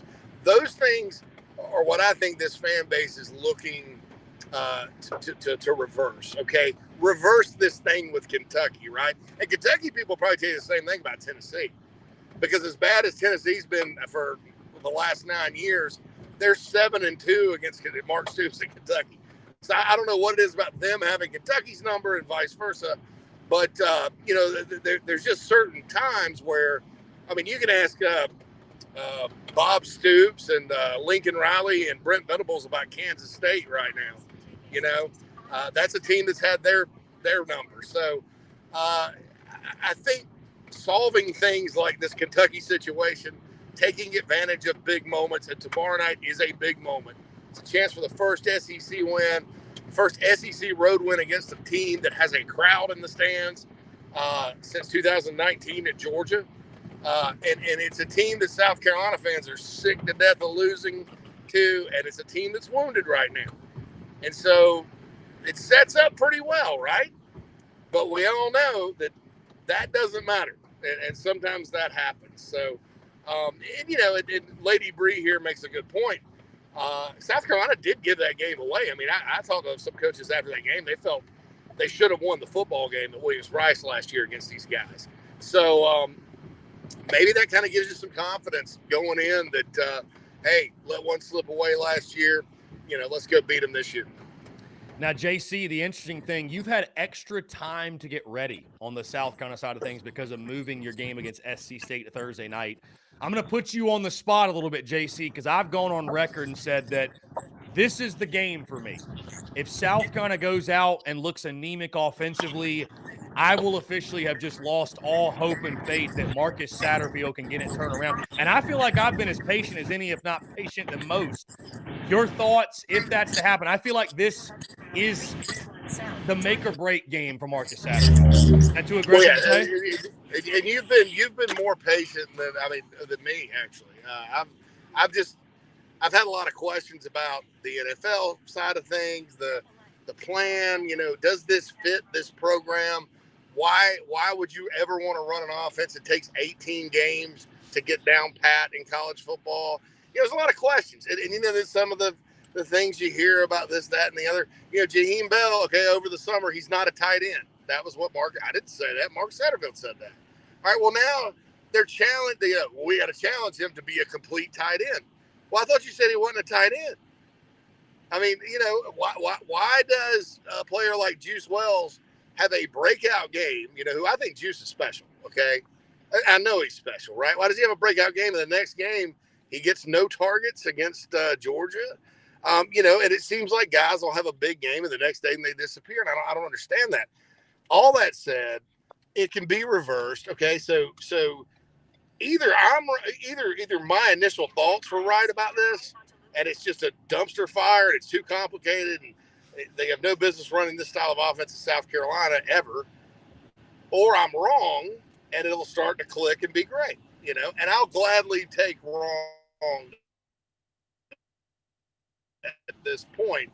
But I think tomorrow night is a big, huge, gigantic test for Satterfield and the offense, because I think people are just sick of seeing bad offense around here. And when you look at the personnel use and you look at the questions as to why the playmakers can't get the ball, and you bring in a Spencer Rattler and you're talking about it's going to take him 5 or 6 games to learn all this. Well, then why'd you bring him in? Why not go get a guy that can, like Max Johnson essentially played in this system last year at LSU. Well, why was Rattler the pick? It just doesn't match sometimes. But I'm willing to throw all that away if they start clicking, because I think they got daggum good players. I think, you look at the roster, you look at the depth chart this year, this is a year to still make some things happen, okay? Given the older players on the team, whatever. So I'm willing to throw it away. But, somebody's right and somebody was not right. And I'll gladly be wrong and trade my wrongness. I've been wrong all year anyway. It doesn't matter. So for a turnaround, a big night on offense tomorrow night. Yeah, JC, you make a great point. There's so much football left to be played in this season, and the Gamecocks sit exactly where we all picked them to be, basically, for the most part, through 5 weeks. Yet the attitude and the overall vibe is just not what we thought because of, like you mentioned, the offensive struggles at this point. But all of that can be solved. All of that can go away, like you mentioned, with a victory Saturday night. And I feel like if I'm picking things up correctly from you, it seems like you're a bit optimistic going into Saturday night. So I'll give you the floor if you want to lock in a prediction, or just I'd love to hear your overall thoughts of, how you think things are going to go under the lights at Kroger Field.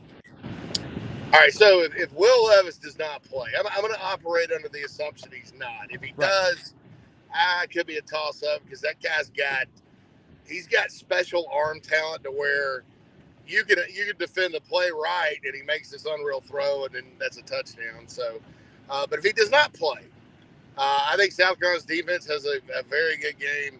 I think the offense does enough. I think the Gamecocks could win like 24-13, and that's me being conservative. Honestly, it could be a pretty significant win, given, all these teams in the SEC, Chris, besides Alabama and Georgia, maybe, I'm not even including A&M in this, they can't afford injuries like this. They don't have the depth that Alabama's got. Alabama and Ohio State and Georgia, they've kind of sucked the oxygen out of the room with regards to quality depth. And Kentucky's dealing with just some of their, if you rank their top 5-10 players, they could be without 3 or 4 of them. And you know, home, away, neutral, you know, play it in China. I don't care. You're healthy besides the guys that are out for the year. If you're the Gamecocks, you've got good playmakers. You've got a good quarterback. You know, you keep hearing you got a good coaching staff and good coaching scheme of things. So go up there and make it happen. I mean, take advantage of the opportunity given, because it could turn into something that kind of springboards you for the rest of the year. So I'm picking the Gamecocks. Hopefully I'm not wrong. Like I said, hadn't been the best year picking games for me, but I've been more, even before the Levis news, Chris, I was relatively confident the Gamecocks could come up here and play with these guys. Yeah, I think it's a toss-up game. I really do, JC. I'll lock in my pick when I record tomorrow's podcast later today. I mean, I'll be honest. I'm on the fence about it. I really am. I mean, I think it's a toss-up game, and I mean, I think we all agree. And I mean, I hate to talk in this sort of negative tone, if you will, but I think we all agree if this team goes up, there's just no excuse to go there and lay an egg. Let me just say that. There's no excuse. There's no excuse for the Cats to cover the original line of 10.5. That goes without saying. That goes without saying. So, yeah, I think there are a lot of reasons to be optimistic and positive. And, again, you mentioned the injuries, and I just don't know that the Cats can overcome that. But we will see. Last thing, JC, before I get you out of here, I can't get you in here without talking some recruiting. Is there anything any buzz on the recruiting trail? I know it's kind of right now we're all focused on the season, but anything notable from the recruiting side of things? Yeah, I'd like to mention this. Our friends over at On 3 got a lot of respect for their national recruiting team. In my career, I've worked with a lot of those guys. I think they really know ball. If you look, Vakari Swain, who's a commitment to the Gamecocks, from Carroll to Georgia, is one of their top 10 athletes in the country, a 4-star guy. They moved him up. I think it's a great evaluation. I think Gamecock fans should really pay attention to that because he's good and he's fast. The Nicholas Harbor sweepstakes continues. I know Michigan people feel relatively good, but Gamecock people feel relatively good as well. I think sometimes when you're recruiting a 5-star player and you're recruiting against Michigan, and the kid's not from South Carolina, or even if he is, you get a little nervous, you know, because it's the tradition up there and all that. But the Gamecocks are right there for him. Intriguing player out of Florida, Edwin Joseph, who's also a top 10 athlete. Going to visit Carolina, kind of a South Florida late bloomer, sleeper kind of guy. Keep an eye on him, too. I think the Gamecocks are going to make a move there and get him on campus and kind of see what happens. But the good news is, even with some of the quote-unquote negativity or whatever, guys like Pup Howard, who are already committed in this class, Dante Reno, who's the 2024 quarterback committed in this class, they've continued to be positive on social media, to interact with other recruits, and to keep that part of it rolling. And I always tell people, recruits are not fans. They don't look at it the same way. You know, you're better to go out and lose. Your team loses 52-0. While they're all sitting there, than you are for your fans to throw your backup left tackle under the bus on Twitter, you know, because that could negatively impact things more so than a loss. So I think things are going very well. I really still like the offensive line class, like the 2 edge players that they have committed, and I think they got a lot of upside. And, you know, I'm very curious to see what they do in the portal. I think probably hit the portal for some receivers. Again, I know if there is an edge they can get, Chris, they're going to probably go try to get him because that position's thin. Maybe linebacker too this year, but I don't know that for sure. So I think recruiting is going outstanding. And by the way, to your friends here, I'm not driving. I'm in the passenger seat, so they seem really concerned that you're. They seem really concerned that you're driving. I don't know. I think. I was like, no, I'm not. I am not driving. Yeah, so, that's why. That's the recruiting, and I still feel very good about it. Yeah, I was going to say, JC, that's why I love my audience, because they leave no stone unturned. They notice everything. So keep you on your toes for sure. But, JC, always a pleasure, man. I appreciate you. Obviously, safe travels as you guys head up there to Lexington, and definitely bring home the dub, man. I appreciate you as always. Hey, thank you, Chris. Talk to you next week, buddy. Take care. Yeah, man. Always a pleasure. Great stuff with J.C. Sherbert. Really awesome, guys. We're going to jump into one final break, but on the other side, we'll get in some final questions, comments, calls, and more. You're tuned in to the Daily Crow.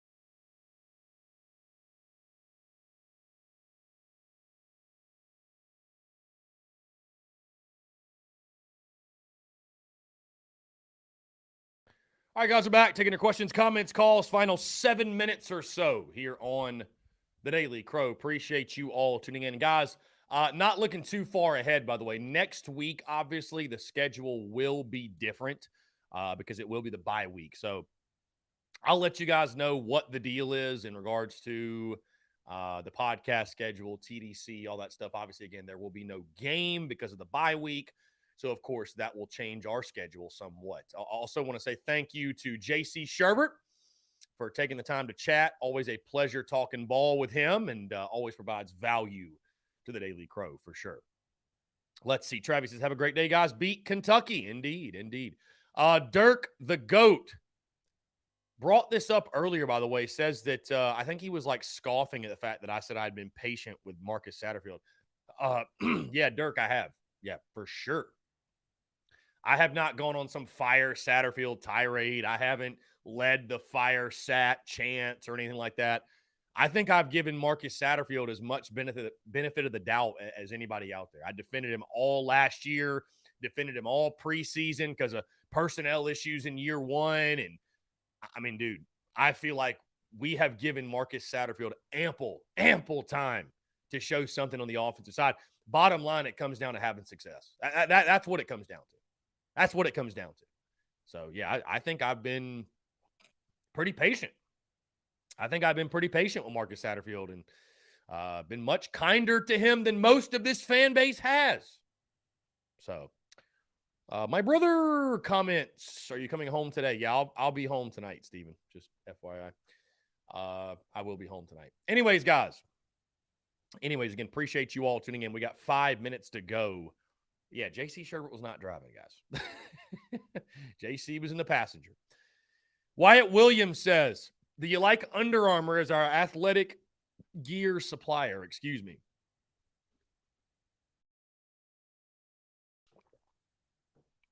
I'd love to see us switch to like Nike. I just feel like Nike's superior. I feel like there's a reason folks prefer Nike. So, anyways, you know, I see Lady Bree, by the way, in the chat, and I tell you what, I will give Lady Bree credit for the positive outlook and the positivity, and I hope you're right. I hope you're right. Again, you'll know my prediction tomorrow, but I will say this. JC Sherbert's on record. He's picking a win. He's picking a win on Saturday night. Picking a win. So, you know, I do think there's reasons to be optimistic. I really do. If you're able to take your Carolina fandom out of it and you just look at this game, I'm not telling you that you should pick the Gamecocks, but I am telling you, like, you look at what Kentucky's realistically dealing with injuries, and there are reasons to raise an eyebrow at minimum. There are reasons to raise an eyebrow and say, that one may not go the way some think. We got a text here. UK special teams, the kicking game specifically, was pretty horrendous last week at Ole Miss. Is this a week that Beamer ball makes a huge difference in the outcome of the game? I'd hope so. I'd love to see that. It can be. I mean, listen, you go on the road and you go on the road and you're trying to steal a game. Yeah, you need to win two of the three facets normally. Two of the three facets. That gives you a good chance. So, Beamer ball could play huge. Lady Bree says, Chris, now you're up. Lady Bree, I will lock in my prediction tomorrow. Don't rush me. Don't rush me now. Because I really don't know. Lady Bree, I really don't know. I think it's a close game. I can tell you that no matter what. I mean, I locked in on Gamecocks plus 10.5. I really do think it's a toss-up type of ball game. I think it's a really, really close game. But Lady Bree, no, you did not miss my prediction. I have not locked in anything yet. Of course, every Friday is when I lock in my predictions, our lead pipe lock of the week. So I really think this is a coin flip game. I really think it's a coin flip. I really do. I think you look at Kentucky's problems, and I don't know. I don't know. I don't want to, I'll tell you this. I don't want to allow myself to get more optimistic than I should, right? Or get overly excited when we've seen the history of this series. I think J.C. Sherbert, by the way, made a fantastic point. I think he did about the thing that folks are struggling with. And Alex McGrath made the point, right? But J.C. Sherbert reinforced it. The thing folks are struggling with the most. Like, Shane Beamer has got to find a way to separate his era from the Muschamp era and the end of the Spurrier era. He's got to find his thing, right? He does. And that's the problem with most folks, is that it still just looks the same. And I'm behind Shane Beamer 120%, but a lot of these results and a lot of the characteristics of our football team. Now, granted, it's all the same players. It's all the same players from the end of the Muschamp era. So there are going to be some carryover things, but that needs to change. That needs to change. And I think that's been the biggest frustration for people to this point, at least. I see a comment from, I don't know who Dirk the GOAT is, but he says, I really hope Beamer was calling you out in that press conference. Dirk the GOAT, I hope he was too. I hope he was too. Because I tell you what, Dirk, man, if he was talking about TSUS, man, it feels good to be good, Dirk. And it feels good to be the trending topic of conversation. Business is fucking booming, my guy. And I will leave you with that. Folks, y'all have a fantastic rest of your Thursday. Appreciate y'all tuning in. We'll talk to y'all